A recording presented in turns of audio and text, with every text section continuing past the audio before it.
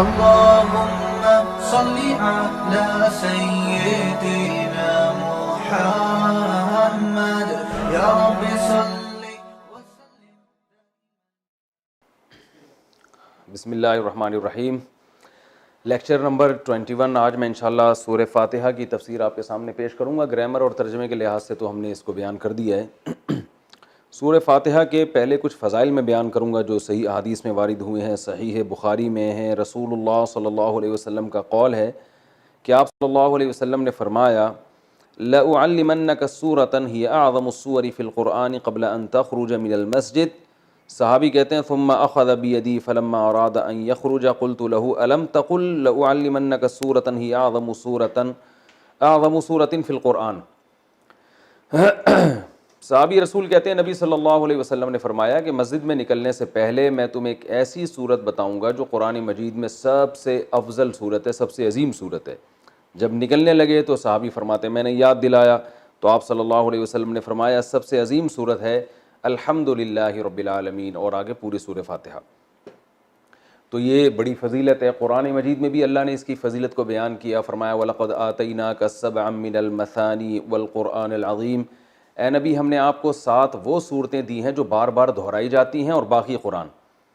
تو یعنی اس صورت کو الگ سے اللہ نے بیان کیا کہ باقی قرآن بھی دیا اور یہ 7 صورتیں بھی دیں. تو یہ اس کی علامت ہے کہ اس صورت کی اللہ کی نظر میں بہت اہمیت ہے. اور اللہ نے اس کی صفت یہ بیان کی بار بار دہرائی جانے والی بار بار دہرائی جانے والی صورت. تو یہ بھی اس کی ایک فضیلت ہے کہ بار بار نمازوں میں دہرائی جاتی ہے. نماز میں قرآن کا کوئی بھی حصہ اتنا زیادہ نہیں پڑھا جاتا جتنی سورہ فاتحہ کو پڑھا جاتا ہے. تو بہت بڑی فضیلت ہے. اور آپ صلی اللہ علیہ وسلم نے فرمایا لم ينزل فی التوراۃ ولا فی الانجیل سورۃ مثل سورۃ الفاتحۃ ولا اعظم منها. آپ صلی اللہ علیہ وسلم نے فرمایا نہ اللہ نے تورات میں اس سے بہتر صورت نازل کی, نہ انجیل میں, اور نہ باقی قرآن میں اس سے بہتر صورت نازل کی ہے. اور ایک اور حدیث میں آتا ہے کہ رسول اللہ صلی اللہ علیہ وسلم نے ارشاد فرمایا کہ اللہ تعالیٰ فرماتے ہیں قسمت الصلاۃ بینی و بین عبدی. اللہ تعالیٰ فرماتے ہیں میں نے اپنے اور بندے کے درمیان نماز کو ڈیوائیڈ کر دیا ہے. تو یہاں نماز سے مراد فاتحہ ہے, یعنی اس کی اتنی اہمیت ہے کہ اللہ نے فاتحہ کو نماز سے تعبیر کیا ہے. تو فرمایا کہ جب کوئی بندہ نماز میں کھڑا ہو کر کہتا ہے الحمدللہ رب العالمین تو اللہ تعالیٰ فرماتے ہیں حمیدنی عبدی, میرے بندے نے میری حمد و ثنا کی, یعنی فرشتوں سے فخر سے کہتے ہیں. اور جب وہ کہتا ہے کہ الرحمن الرحیم, بڑا مہربان نہایت رحم کرنے والا, تو اللہ فرشتوں سے کہتے ہیں اثنا علی عبدی, میرا بندہ زبان سے میری تعریف کر رہا ہے. اور جب وہ کہتا ہے مالک یوم الدین تو اللہ تعالیٰ فرشتوں سے کہتے ہیں مجدنی عبدی, دیکھو میرا بندہ میری بزرگی بیان کر رہا ہے. اور جب انسان, یہ تو وہ ہے جو اللہ یعنی اللہ کا حصہ ہے, یعنی حدیث میں آتا ہے نا میں نے نماز کو اپنے اور بندے کے درمیان ڈیوائیڈ کیا, تو کچھ حصہ میرا ہے اور کچھ بندے کا ہے, تو یہ والا تو میرا ہو گیا, یہ میری تعریفیں کر رہا ہے یہ. اور فرمایا کہ جب یہ کہتا ہے ایاک نعبد و ایاک نستعین, اے اللہ ہم تیری عبادت کرتے ہیں تجھ سے مدد طلب کرتے ہیں, تو اللہ تعالیٰ فرماتے ہیں ھذا بینی و بین عبدی, کہ میرے اور بندے کے درمیان ایگریمنٹ ہے کہ یہ توحید پر قائم رہے گا. اور اب اس نے جب ایگریمنٹ کر لیا اور میری تعریفیں بھی کر دی, تو اب ولی عبدی ما سأل, اس کا حصہ کیا ہے کہ اب جو یہ مانگے گا اس کو ملے گا. تو اب یہ مانگے گا کیا, اللہ تعالیٰ ہم پہ چھوڑ دیتے, ہم الٹی سیدھی مانگنا شروع کر دیتے.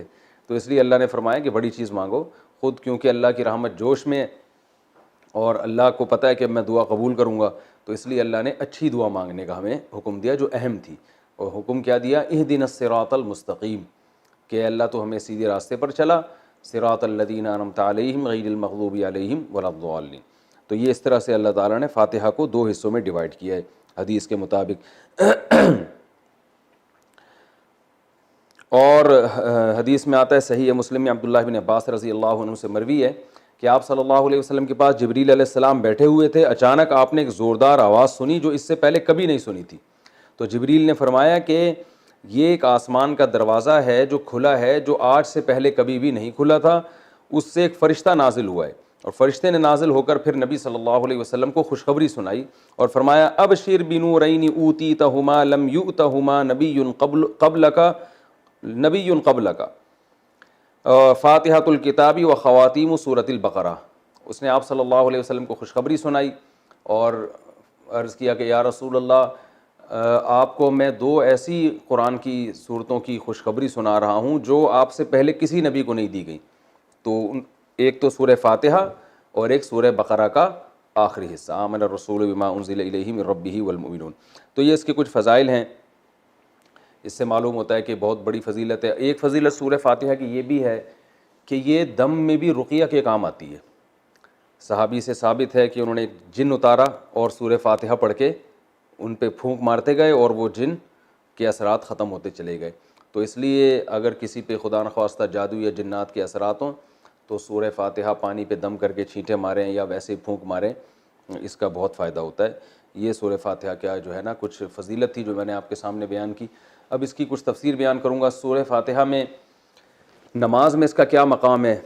رسول اللہ صلی اللہ علیہ وسلم نے ارشاد فرمایا کہ من لم یقرأ بفاتحۃ الکتاب فلا صلاۃ لہ. بخاری کی حدیث ہے, جو شخص سورہ فاتحہ نہیں پڑھتا اس کی نماز نہیں ہوتی.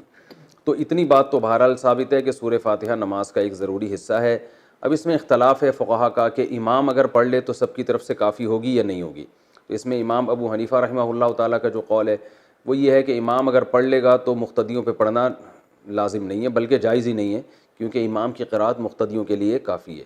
اور امام شافعی رحمہ اللہ تعالیٰ کی رائے یہ ہے کہ امام جب پڑھے گا سورہ فاتحہ تو مقتدی پر بھی واجب ہے, چاہے جہری نماز ہو یا سری نماز ہو.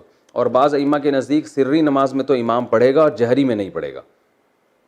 تو سب کے اپنے دلائل ہیں. امام شافعی رحمہ اللہ تعالیٰ کی دلیل ہے یہی حدیث کہ جو شخص فاتحہ نہیں پڑھتا اس کی نماز نہیں ہوتی. وہ کہتے ہیں اس میں تو یہ نہیں ہے کہ امام اور مقتدی کا فرق نہیں کیا گیا, لہذا سب کے بارے میں ہے یہ. اور یہ جو آیت ہے قرآن مجید کی اذا قرئ القرآن فاستمعوا لہ, جب قرآن کی تلاوت کی جائے تو خاموشی سے سنو, تو وہ کہتے ہیں یہ جو ہے یہ جمعے کے خطبے کے بارے میں ہے, یہ اس کے بارے میں نہیں ہے نماز کے بارے میں, کیونکہ اس کے بارے میں تو صحیح حدیث میں آتا ہے کہ جو ہے وہ جب قرات کی جائے تو خاموشی سے, یعنی حدیث میں آتا ہے کہ جو فاتحہ نہیں پڑھتا اس کی نماز نہیں ہوتی. اور بعض ائمہ اس طرف گئے ہیں کہ سری نمازوں میں تو پڑھی جائے گی, جہری میں نہیں. جہری میں کیوں نہیں پڑھی جائے گی؟ وہ کہتے ہیں قرآن کی آیت ہے جب قرآن پڑھا جائے تو خاموشی سے سنو. اور سری میں اس لیے پڑھی جائے گی کہ یہاں قرآن زور سے پڑھا ہی نہیں جا رہا, تو خاموشی سے سننے کے بھی ہمیں حکم نہیں ہے, لہذا ہم جیسے چاہیں, یعنی ہم جو ہے وہ اسی حدیث پر عمل کریں گے جس میں آتا ہے جو فاتحہ نہیں پڑھتا اس کی نماز نہیں ہوتی. اور ایک حدیث میں یہ بھی ہے کہ صحابی نے پوچھا یا رسول اللہ ہم امام کے پیچھے ہوتے ہیں, تو آپ نے فرمایا اقرا فی نفسک, کہ اس کو دل میں پڑھو فاتحہ کو اگر امام کے پیچھے بھی ہو. تو اس بیس پر بھی امام شافعی نے استدلال کیا کہ امام کے پیچھے بھی ہوں تو آپ کو فاتحہ پڑھنی چاہیے.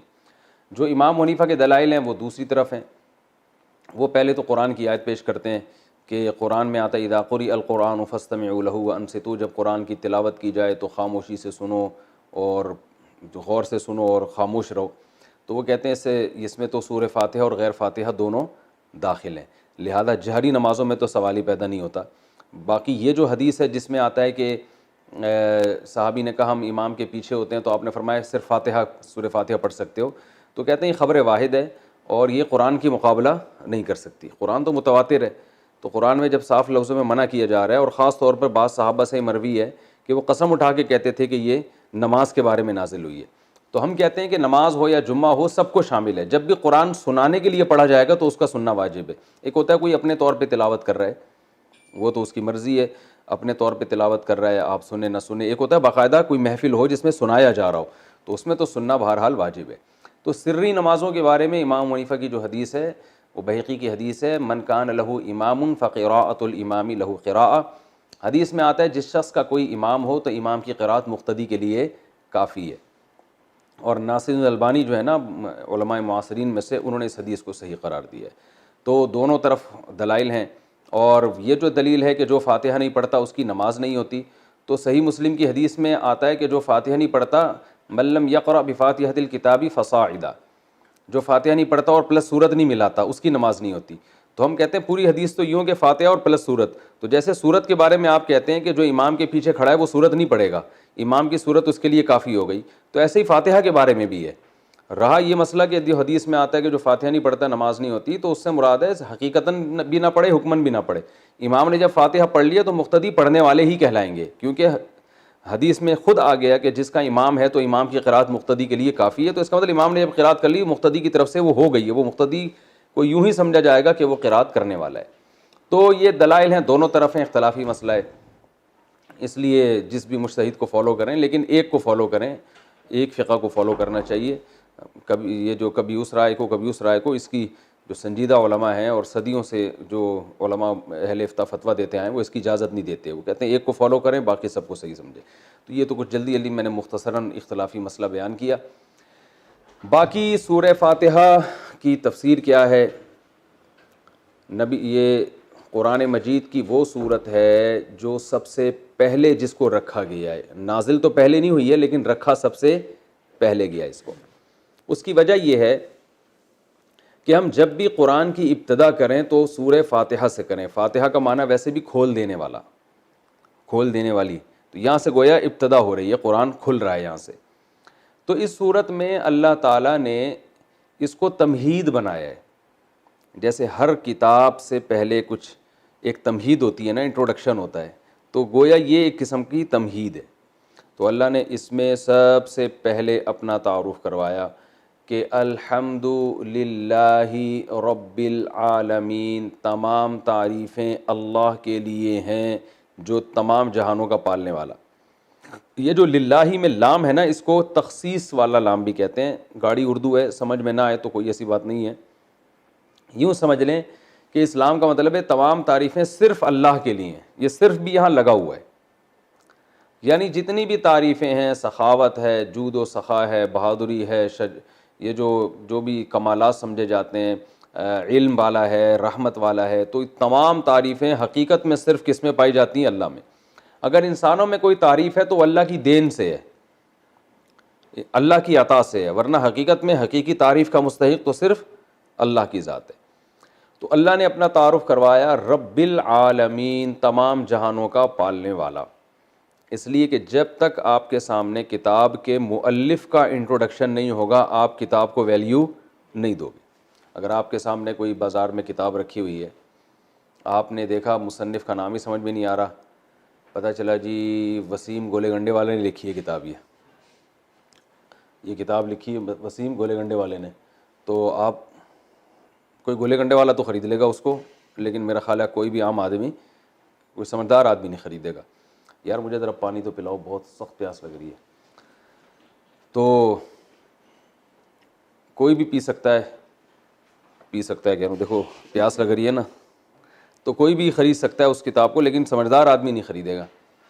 تو یہ مصنف سے پتہ چلتا ہے تو کہ تو یہ قرآن اللہ کی کتاب ہے، تو اس لیے اللہ نے اپنا تعارف کروایا۔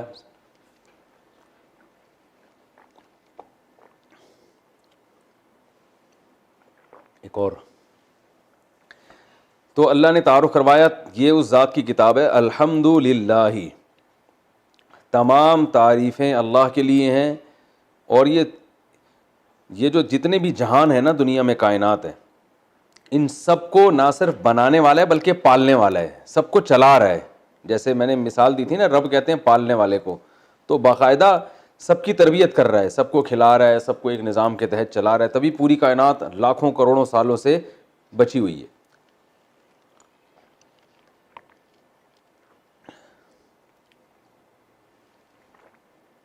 جزاک اللہ، الحمدللہ۔ تو پالن ہار، پالنے والا، تبھی قرآن میں دوسرے مقام پر آتا ہے یمسک السماوات والارض ان تزولا، کہ اللہ نے زمین اور آسمان کو تھاما ہوا ہے اللہ تعالیٰ۔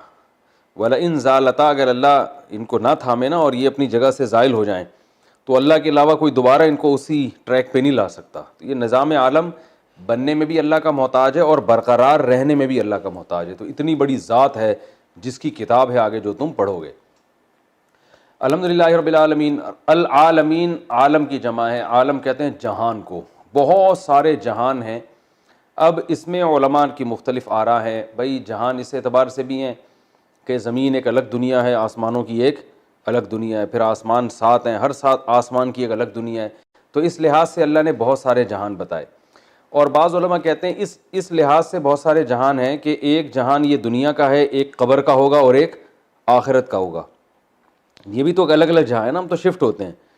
ہماری روح یہاں سے مادی زندگی سے برزخ میں جائے گی, برزخ سے پھر آگے دوبارہ حشر میں, پھر جنت ہے یا جہنم ہے. تو یہ سارے مختلف جہاں ہیں, اور بعض علماء کہتے ہیں اس لحاظ سے یہ مختلف جہاں ہیں کہ جیسے ایک مادی زندگی ہے نا انسانوں کی ہے, ایک فرشتوں کی بھی زندگی ہے, ان کی بھی ایک الگ دنیا ہے, جنات کی بھی ایک الگ دنیا ہے.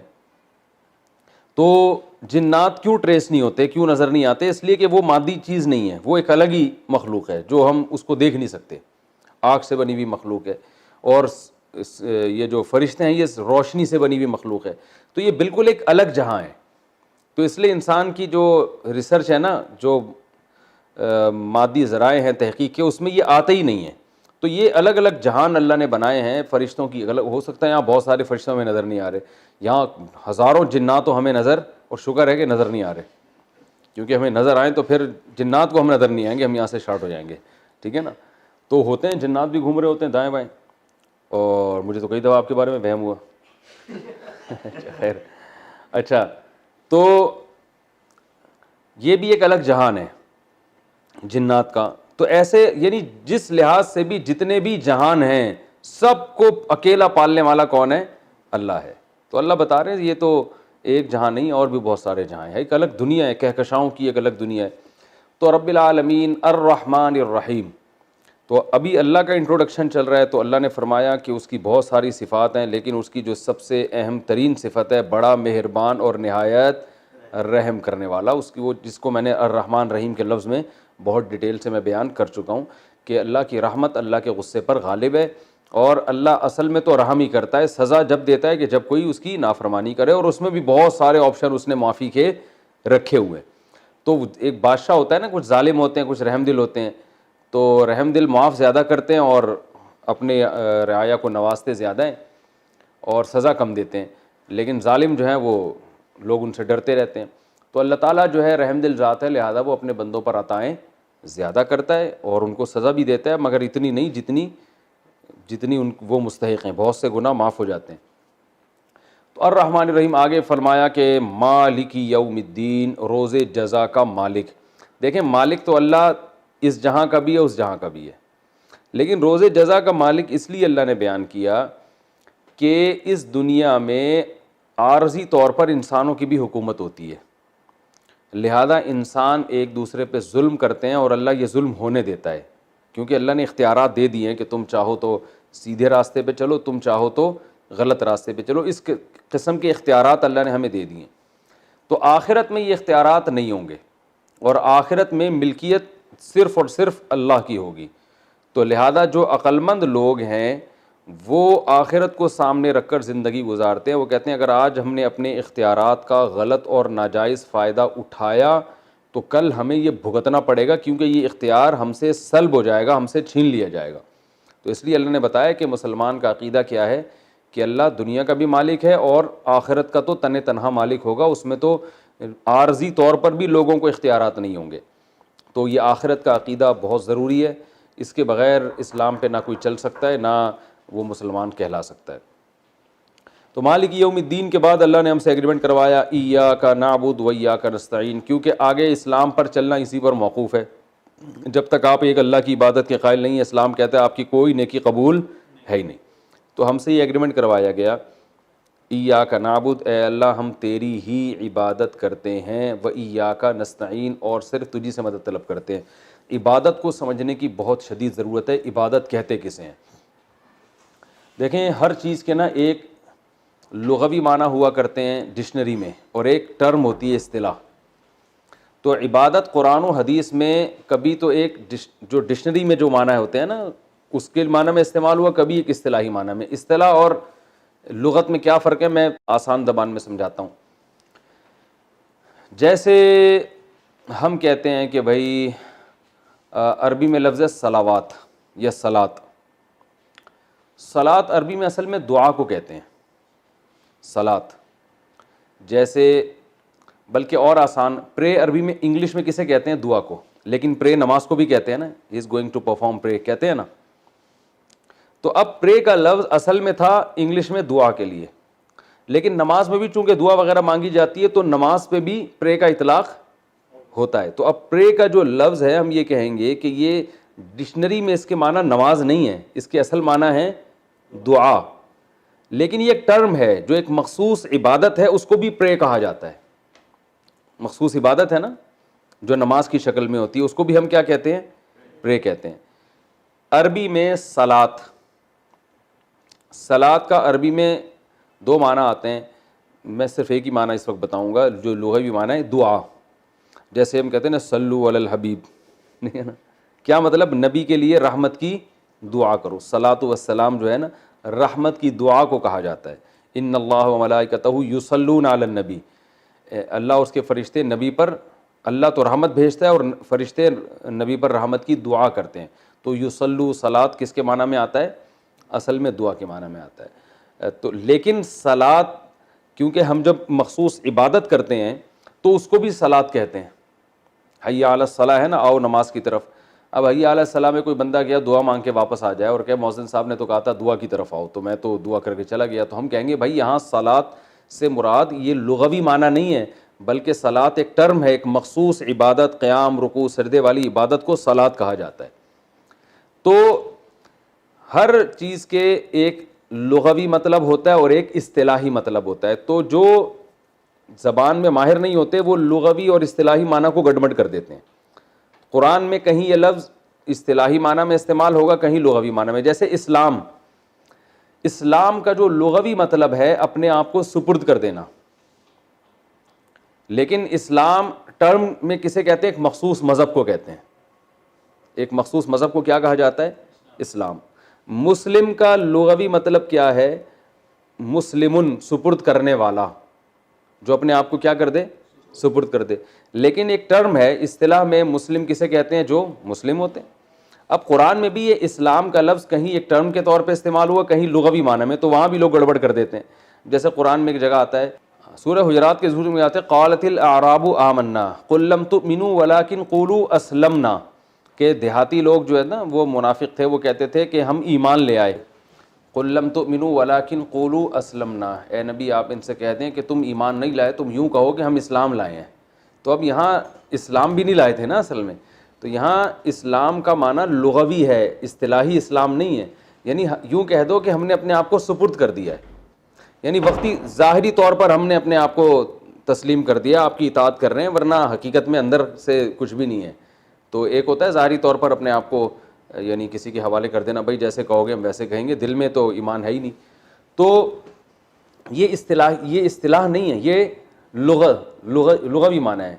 تو لیکن ویسے اسلام کا کیا ہے؟ قرآن میں آتا ہے وَمَن يَبْتَغِي غَيْرَ الْإِسْلَامِ دِينًا فَلَن يُقْبَلَ مِنْهُ, جو اسلام کے علاوہ کسی اور دین کو فالو کرے گا وہ ہرگز قبول نہیں ہوگا. ایک طرف اللہ کہہ رہے ہیں تم یہ کہو ہم اسلام لائے, تم ایمان تو لائے نہیں ہو, دوسری طرف اللہ کہہ رہے ہیں اسلام کے علاوہ کوئی دین قبول ہی نہیں ہے. تو پتہ چلا وہاں اسلام اور ایمان کا ایک مطلب ہے, یہاں اسلام اور ایمان کے الگ الگ مطلب ہیں. تو یہاں الگ الگ اس لیے کہ یہاں اسلام سے مراد, ایک آیت میں اسلام سے مراد ہے لغوی اسلام, صرف ظاہری طور پر اپنے آپ کو سپرد کر دینا, اور ایک جگہ اسلام کے ٹرم ہے جو ایک مذہب پہ جس کا اطلاق ہوتا ہے.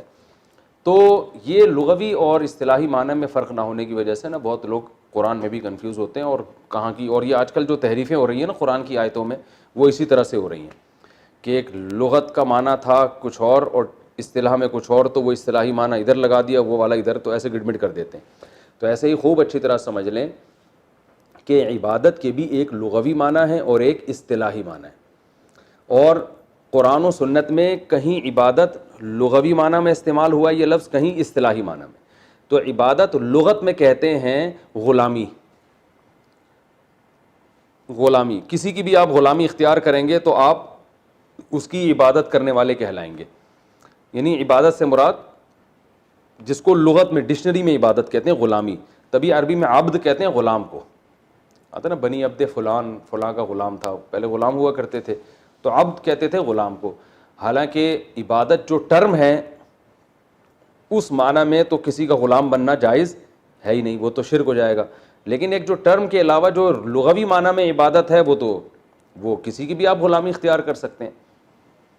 تو عبادت کے جو لغوی معنی ہیں وہ ہیں کسی کی غلامی اختیار کرنا, اور عبادت کے اصطلاحی معنی کیا ہیں؟ تو عبادت کی جو اصطلاحی تعریف ہے وہ پہلے عربی میں بتا دیتا ہوں, آپ بے شک اردو میں یاد کر لیے گا. العبادت عبارت عن الاعتقاد بأن للمعبود سلطة غیبیة یقدر بها على النفع والضرر بدون سبب فكل دعاء وثناء وتعظیم ينشأ من هذا الاعتقاد فهي عبادہ.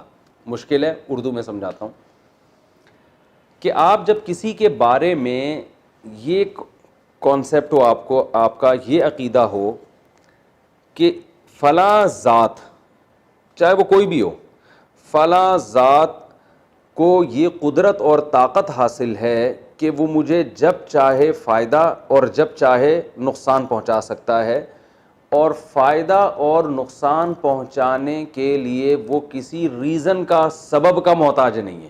لاجک نہیں چاہیے اس کو کوئی. کسی کے پاس بھی ایسی قدرت ہے تو جس کے بارے میں یہ نظریہ ہوگا کہ جس کو یہ قدرت حاصل ہے, تو اس کی زبان سے یا اپنے باڈی سے اس عقیدے کے ساتھ جو تعظیم ہوگی, یہ والی تعظیم عبادت کہلائے گی. سمجھ رہے ہیں؟ مثال کے طور پر آپ اپنے ابا کے سامنے دو زانوں بیٹھے ہوئے ہیں تمیز سے, یہ تعظیم ہے نا ابو کی. جیسے ہم نماز میں بیٹھتے ہیں نا, ایسے احتیاط کی شکل میں آپ اپنے والد محترم کے سامنے ایسے تمیز سے بیٹھے ہوئے ہیں آپ, جو کہ آج کل بیٹھنا لوگوں نے چھوڑ دیا ہے, لیکن آپ اتفاق سے تمیز سے بیٹھے ہوئے ہیں. اور آپ کا اپنے ابا کے بارے میں یہ خیال نہیں ہے کہ یہ جب چاہیں جیسے چاہیں مجھے فائدہ یا نقصان پہنچا سکتے ہیں, ظاہر ہے نہیں ہوتا. تو یہ تعظیم عبادت نہیں کہلائے گی. وہ جو اصطلاحی عبادت ہے جس کی وجہ سے شرک اور کفر کے فتوے لگتے ہیں. لیکن یہی ہم جب نماز میں اللہ کے سامنے ایسے ہی احتیاط میں ادب سے بیٹھتے ہیں, تو یہی ہمارا عمل کیا کہلاتا ہے؟ عبادت. کہ ہم اللہ کی کیا کر رہے ہیں؟ عبادت. پھر جب زبان سے بھی ہم تعظیم کرتے ہیں, ہم زبان سے کہتے ہیں, جب دو زانوں بیٹھ کے ہم کیا کہتے ہیں؟ التحیات للہ والصلوات والطیبات کہتے ہیں نا. اب یہ زبان سے اللہ کی جو ہم تعریفیں کر رہے ہیں, یہی تعریفیں اگر ہم ابا کی زبان سے کرنا شروع کر دیں, ابا آپ بہت زبردست ہیں, ابا آپ بہت پیارے ہیں, ابا آپ نے بہت خدمت کی ہے, یعنی ہم لوگوں کا بڑا خیال رکھا ہے, تو یہ بھی تو تعریف ہے نا. لیکن یہ تعریف عبادت نہیں کہلائے گی. اس لیے نہیں کہلائے گی کہ یہ اس جذبے کے ساتھ نہیں ہے, اس میں اس طرح کی تعظیم نہیں ہے کہ آپ یہ سمجھ رہے ہو کہ یہ مجھے نفع اور نقصان پر قدرت سبب کے بغیر بھی رکھتے ہیں. یعنی نفع اور نقصان پر قدرت تو رکھتے ہیں, لیکن اتنی قدرت جتنی اسباب کے تحت ہو, کچھ کرنے میں کچھ کسی سبب کے محتاج ہیں یہ. اب ہندو جب بدھ کے سامنے جھکتا ہے نا, تو وہ یہ سوچ کے جھکتا ہے, چاہے وہ تھوڑی سی گردن بھی جھکائے, اس کا یہ خیال ہوتا ہے کہ یہ بت میرا فلاں کام بنا دے گا, حالانکہ کام بنانے کے اسباب اختیار نہیں کرے گا. اس کو خدا نے, بھگوان نے کچھ ایسی طاقتیں دی ہیں کہ یہ اب ان طاقتوں کے ہوتے ہوئے کسی سبب کا محتاج نہیں ہے. یہ اولاد دے دے گا یا میری روزی بڑھا دے گا. حالانکہ جب آپ جو ہے وہ کسی سے کچھ مانگتے ہو تو وہ چل کے جائے, پولیس والوں سے بات کرے, پھر ان کو سمجھائے کہ بھائی اس کا جو ہے وہ اس کے قیدی جیل میں ان کو چھوڑ دو, یا اس کا کاروبار نہیں چل رہا تو اس کو حکومت سے کہے اس کا ٹیکس کم کر دو. کوئی بھی اسباب ہم اختیار کرتے ہیں نا. جب انسان سے مدد مانگتے ہیں, ڈاکٹر سے کوئی شادی شدہ جوڑا جا کے کہتے ہیں اولاد نہیں ہو رہی, تو دمائیں دے گا وہ. لیکن بت کے پاس جب آپ جاتے ہیں, پتھر کے بنے ہوئے بت کے پاس, اس سے اولاد مانگتے ہیں, تو آپ کا یہ نظریہ ہوتا ہے کہ آپ یہ سمجھتے ہیں کہ یہ کچھ کرنے میں کسی سبب کا محتاج نہیں ہے. تو اس جذبے سے جب کسی کو پکارا جائے, کلو دعاء و ثناء, اس جذبے سے جب کسی کو مدد کے لیے پکاریں گے آپ, تو یہ مدد کے لیے پکارنا بھی عبادت. اس جذبے کے ساتھ جب آپ کسی کی زبان سے تعریف کریں گے, ثنا, تو یہ ثنا بھی عبادت کہلائے گی. اور اس جذبے کے ساتھ اب آپ کسی بھی طرح سے جب کسی کی تعظیم کریں گے, اس کو رسپیکٹ دیں گے, تو یہ رسپیکٹ دینا عبادت کہلائے گا. اسلام میں یہ عمل اللہ کے علاوہ کسی اور کے ساتھ جائز نہیں ہے. سمجھ میں آ رہی ہے بات؟ تو یہ اصطلاح میں عبادت کا یہ مفہوم ہے. اب دیکھو, اگر کوئی رسول اللہ صلی اللہ علیہ وسلم کو مدد کے لیے پکارتا ہے کہ یا رسول اللہ آپ میری مدد کریں, تو وہ نبی کو جو پکار رہا ہے وہ اس نیت کے ساتھ کہ نبی میری مدد کریں گے بغیر کسی سبب کے. ظاہر ہے قبر میں سے اٹھ کے آنا اور کسی کے کام بنانا, یہ تو کوئی سائنٹیفک لاجک تو نہیں بنتی نا اس کی. تو اس لیے یہ پکار بھی عبادت ہے اور اس کی بھی شریعت میں اجازت نہیں ہے. کسی پیغمبر کو بھی نہیں آپ پکار سکتے اس طریقے سے. تو یہ بھی کفر کہلائے گا, یہ عمل بھی کیا کہلائے گا؟ شرک کہلائے گا. بعض لوگ یہ کہتے ہیں کہ اللہ نے نبی کو اختیارات دیے ہیں, نبی ان اختیارات سے یہ کام کریں گے. تو قرآن میں جگہ جگہ اس کی نفی ہے کہ اللہ نے کسی کو اس قسم کے اختیارات نہیں دیے, کیونکہ جو مشرکین بتوں کو پکارتے تھے نا, وہ یہ کہتے تھے کہ جو اوپر جو بھگوان ہے یا جو خدا ہے یا جو اللہ ہے اس نے ان بتوں کو اختیارات دیے ہوئے ہیں. تو قرآن نے یہی کہا ہے کہ تمہارے پاس کیا دلیل ہے کہ اللہ نے ان کو اختیارات دیے ہیں؟ تو پتھر کی بنی ہوئی چیزیں, ان کو تو نہ چل سکتے ہیں نہ ہاتھ سے کچھ پکڑ سکتے ہیں, تو کچھ بھی نہیں, کسی کو اللہ نے نہیں دی. اللہ نے اسباب سے ہٹ کے کام کرنے کا اختیار اللہ نے سارا اپنے پاس رکھا ہے. اس میں کسی پیغمبر کو, کسی فرشتے کو, کسی انسان کو شریک کیا ہی نہیں ہے. یہ سب کچھ اللہ کے ہاتھ میں. تو اس لیے اصطلاح والی عبادت وہ اللہ کے علاوہ کسی اور کی جائز نہیں ہے. ہاں ویسے ہم کہہ سکتے ہیں ہم نبی صلی اللہ علیہ وسلم کے غلام ہیں, اس لحاظ سے ہم سب عبد ہیں. اور عربی میں جو عورت ہوتی ہے وہ اس کو اماں کہتے ہیں.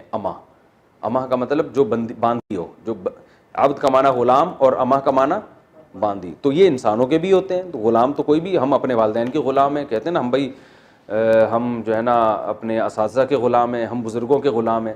تو یہ غلامی عبادت نہیں ہے, کیونکہ اس میں جب آپ کسی کی تعظیم, اور یہ تعظیم بھی عبادت نہیں ہے. آپ کسی بزرگ کے سامنے سجدہ بھی کر لو اگر, تو اس عمل کو عبادت نہیں کہیں گے. ہاں گناہ ضرور کہیں گے کہ شریعت نے اتنی بڑی تعظیم سے منع کیا ہے. بھائی تعظیم کی بھی کچھ حدود ہے نا. تمیز سے بیٹھ گئے دو زانوں, چلو کبھی پاؤں چومنا بھی سمجھ میں آتا ہے, لیکن آپ اس کے سامنے سر رکھ کے سجدہ کرو تو یہ عمل شرک نہیں کہلائے گا, بلکہ یہ عمل ناجائز تعظیم. شرک اس لیے نہیں کہلائے گا کہ آپ کا یہ عقیدہ تھوڑی ہے کہ آپ کی بگڑی بنا سکتا ہے. تو آپ جب اس کی تعظیم کر رہے ہو تو یہ تعظیم عبادت نہیں کہلائے گی, بس تعظیم برائے تعظیم کہلائے گی. اور اگر حدود سے تجاوز ہے اس تعظیم میں تو گناہ کہیں گے, شرک نہیں کہیں گے, اس کو گناہ کہیں گے. تو اسی وجہ سے کہ شریعت میں کسی اور کے سامنے سجدہ کرنے کی اجازت نہیں ہے. تو اس لیے علماء کہتے ہیں سجدے کی دو قسمیں ہیں. ایک وہ سجدہ جس سے انسان کافر ہو جاتا ہے, اور ایک وہ سجدہ جس سے کافر تو نہیں بلکہ گنہگار ہوتا ہے. تو جیسے قبروں کو یا بزرگوں کو کوئی اگر سجدہ کرتا ہے تو اگر عبادت کی نیت سے کرے گا تو کافر ہو جائے گا, صرف تعظیم کی نیت سے کرے گا تو کافر نہیں ہوگا. تو وہ فرق کیا عبادت کی نیت اور تعظیم میں؟ بھائی عبادت میں یہ جذبہ ہوتا ہے کہ یہ جو ہے نا میری بگڑی بنا سکتا ہے, یہ اس کو اختیارات حاصل ہیں, یہ مجھے روزی دے سکتا ہے, مجھے اولاد دے سکتا ہے. اس جذبے کے ساتھ سجدہ کریں گے تو کافر ہو جائیں گے. اور اس جذبے سے کے بغیر ویسے ہی کسی کی عقیدت محبت میں آ کے آپ اس کے سامنے زمین پہ سر رکھ دیتے ہو تو یہ عمل گناہ کبیرہ تو ہے, مگر اس سے انسان کافر نہیں ہوتا, کیونکہ کافر ہوتا ہے غیر اللہ کی عبادت سے, اور یہ عمل عبادت نہیں. تو یہ عبادت خوب اچھی طرح سمجھ گئے نا عبادت کا مطلب کیا ہے. تو اب عبادت کے مختلف ارکان ہیں, مختلف اقسام ہیں کہ کون کون سی تعظیمیں ہیں جو لوگ کر رہے ہیں مختلف, وہ میں بتاتا ہوں. پہلے میں عبادت کا جو لغوی معنی ہے اس معنی میں بھی قرآن میں عبادت کا لفظ استعمال ہوا ہے. جیسے قرآن میں آتا ہے وما خلقت الجن والانس الا لیعبدون, میں نے انسان اور جنات کو اس لیے بنایا تاکہ وہ میری غلامی کریں. تو یہاں عبادت سے اصطلاحی عبادت مراد نہیں ہے, بلکہ کیا ہے لغت میں غلامی. تو ہماری پیدائش کا بنیادی مقصد یہ تھا کہ جو اللہ کہے ہم اس پر عمل کریں. لہذا اللہ جب عبادت کا کہے گا تو ہم عبادت کریں گے, جب عبادت سے منع کرے گا تو ہم منع ہو جائیں گے. اب دیکھیں جب عبادت سے منع کرے گا تو ہم رک جائیں گے, تو وہ عمل بھی عبادت کہلائے گا, حالانکہ ہم عبادت نہیں کر رہے. مثال کے طور پر اللہ نے سورج نکلتے ہوئے سجدہ کرنے سے منع کیا. سورج جب نکل رہا ہو تو ہم نماز نہیں پڑھ سکتے, تو نماز پڑھنے سے منع کیا نا. ہم جب نماز پڑھنے سے رک جاتے ہیں اللہ کے کہنے پر تو یہ عمل کیا ہے, ہم عبادت سے رک گئے مگر ہم یہ اللہ کی غلامی میں کر رہے ہیں, تو یہ عمل بھی عین عبادت ہے. تو اب یہ کیسے ہو سکتا ہے کہ ایک کام عبادت ہو بھی اور نہیں بھی ہو؟ تو بھائی عبادت اصطلاحی لحاظ سے تو یہ عبادت نہیں ہے. اصطلاح میں جس کو عبادت کہتے ہیں نا وہ عمل نہیں کر رہے, لیکن لغت میں جس کو عبادت کہتے ہیں غلامی وہ کر رہے ہیں, کیونکہ ہم اللہ کی غلامی میں سجدے سے بچ رہے ہیں. نہیں آ رہی میرا خیال ہے بات سمجھ میں آ رہی ہے. بھائی اصطلاح میں عبادت تو نماز کو, روزے کو, زکوٰۃ کو کہیں گے نا, جو صرف اللہ کی جاتی ہے. اصطلاح میں عبادت کہتے ہیں نماز, سجدہ, روزہ, یہ سب جو چیزیں ہیں یہ عبادت کہلاتی ہیں. لیکن لغت میں عبادت غلامی کو, کسی کی بھی اطاعت. تو قرآن میں اللہ نے فرمایا کہ میں نے انسان و جنات کو پیدا کیے میری عبادت کریں. کیا مطلب؟ میری فرما برداری کریں. تو اس میں نماز بھی آتی ہے, ماں باپ کا کہنا ماننا بھی آتا ہے, اور جناب اس میں شادی بیاہ بھی آتا ہے, ٹھیک ہے نا, اس میں ولیمے کا کھانا بھی آ رہا ہے, اور اس میں اپنی صحت بنانا بھی آتا ہے, یہ بھی عبادت ہے بھائی. اللہ نے حکم دیا صحت بناؤ, تو اس میں حلال چیزیں کھانا بھی آتا ہے, اللہ نے کہا کہ حلال چیزیں کھاؤ.